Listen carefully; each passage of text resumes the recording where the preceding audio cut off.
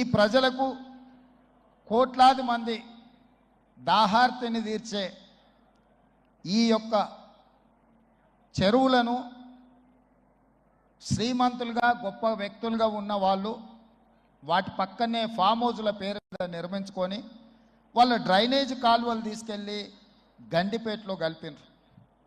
నేను ఇక్కడ వేదిక మీద ఉన్న పెద్దలతో పాటు ఇక్కడ వచ్చిన భక్తులను నేను ఒకటే మాట అడగదలుచుకున్నా. ఇవాళ వాళ్ళ విలాసవంతమైన జీవితం కోసం నిర్మించుకున్న ఫామ్ హౌజులలో నుంచి వచ్చే డ్రైనేజ్ గండిపేటలో హిమాయత్ సాగర్ తాగునీటిలో కలిపితే ఆ నీళ్లు హైదరాబాదు నగరానికి తాగడానికి సరఫరా చేస్తుంటే వాళ్ళు నిర్మించిన అక్రమ నిర్మాణాలను వదిలేస్తే ఇక నేను ప్రజాప్రతినిధిగా విఫలమైనట్ట కాదా మీరు ఒక్కసారి ఆలోచన చేయండి. అందుకే ఒత్తిడి వచ్చినా మిత్రులకు ఫామ్ హౌజులు ఉన్నా ఏవి వదలకుండా హైడ్రా అనే ఒక సంస్థను ఏర్పాటు చేసి తెలియకుంటేనే ప్రజాప్రతినిధులం కొన్ని మన దినచర్యల్లో భాగంగా కొన్ని తప్పిదాలు చేస్తుంటాం. తప్పులు తెలవకుంటేనే కొన్ని తప్పులు జరిగిపోతుంటాయి. మరి ఆ ఖాతాను సవరించుకోవడానికి ఆ బ్యాలెన్స్ షీట్ను సవరించుకోవడానికి తెలిసి కొన్ని మంచి పనులు చేయాలని నేను ప్రగాఢంగా విశ్వసిస్తున్నా, నమ్ముతున్నా. ఆ తెలిసి చెయ్యాలనుకుంటున్న మంచి పనుల్లో భాగము ఈ చెరువులను చెరబట్టిన వాళ్ళ నుంచి విముక్తి కలిగించాలన్న ఏకైక లక్ష్యంతోనే ఈరోజు చెరువులను ఆక్రమించుకున్న వాళ్ళను ఎవరిని వదలకుండా ఉక్కు పాదంతో అణిచివేయాలన్న ఆలోచన, అందులో నిర్మాణాలను ఏ ఒత్తిడి వచ్చినా వెనక్కి తక్కకుండా తొలగించాలన్న ఆలోచనతోనే ఈరోజు ఈ చెరువులలో ఉన్న అక్రమ కట్టడాలను కూలగొడుతున్నాము. దీనికి స్ఫూర్తి భగవద్గీత అనే కురుక్షేత్ర యుద్ధ సందర్భంలో అర్జునుడు ఆయుధాలను కింద పడేసి రాజ్యం కోసం భీష్మ పితామహుడు, అదేవిధంగా కర్ణుడు, దుర్యోధనుడు, దుశ్శాసనుడు నా సహోదరులందరూ ఆ పక్కన నించుంటే రాజ్యం కోసం వాళ్ళందరినీ సంహరించడం, వాళ్ళని సంహరించి రాజ్యాన్ని సాధించుకోవడం ద్వారా ఏమి ఉంటుంది, ఏం మనశ్శాంతి వస్తుంది అని చెప్పి అర్జునుడు యుద్ధతంత్రం నుంచి తప్పుకుంటా అన్నప్పుడు శ్రీకృష్ణ భగవానుడు బోధించిందే భగవద్గీత. చంపేదెవరు, చంపించేదెవరు, లోక కళ్యాణం కోసం నీ బాధ్యతను నెరవేర్చాల్సిందే.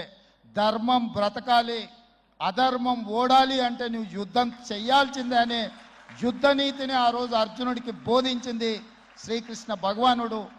ఇవాళ ఆ శ్రీకృష్ణ భగవానుడి బోధనానుసారమే ఈరోజు ఈ చెరువులను కాపాడే కార్యక్రమాన్ని నేను తీసుకుంటున్నా. నాకు తెలుసు ఈ చెరువులలో నిర్మాణమైన విలాసవంతమైన ఫామ్ హౌజులు ప్రభుత్వాన్ని ప్రభావితం చేయగలిగిన స్థానాలలో ఉన్న చాలామంది వ్యక్తులు ఉన్నారు.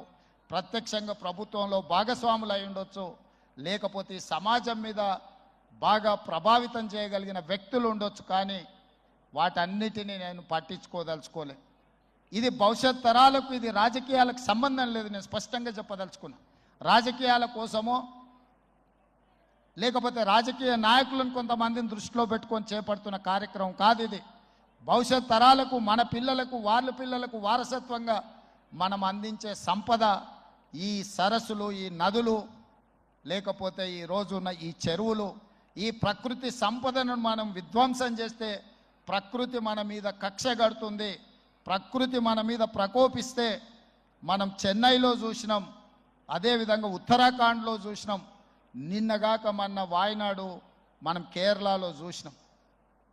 ఈరోజు ఇలాంటివన్నిటిని దృష్టిలో పెట్టుకున్నప్పుడు ఈ హైదరాబాదు నగరాన్ని రక్షించుకోవాల్సిన బాధ్యత మన అందరి మీద ఉన్నది. ఇది ఒక సుందరమైన నగరం. ఈ నగరానికి ఈ చెరువులే ఒక అందం. ఈ చెరువులను కాపాడే బాధ్యత ఈ ప్రభుత్వం తీసుకుంటుంది.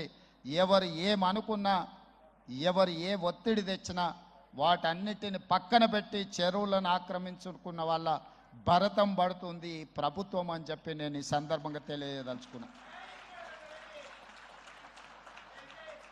ఆనాడు కురుక్షేత్రంలో ధర్మం వైపు శ్రీకృష్ణుడు, అర్జునుడు నిలబడ్డందుకే ఈరోజు ఆ ధర్మం అనేది కాపాడింది. వాళ్ళు ధర్మాన్ని కాపాడితే ధర్మం మనల్ని కాపాడింది. ఈరోజు మనం చేస్తున్న పని కూడా అలాంటిదే. మీ అందరి సహకారం ఉండాలి.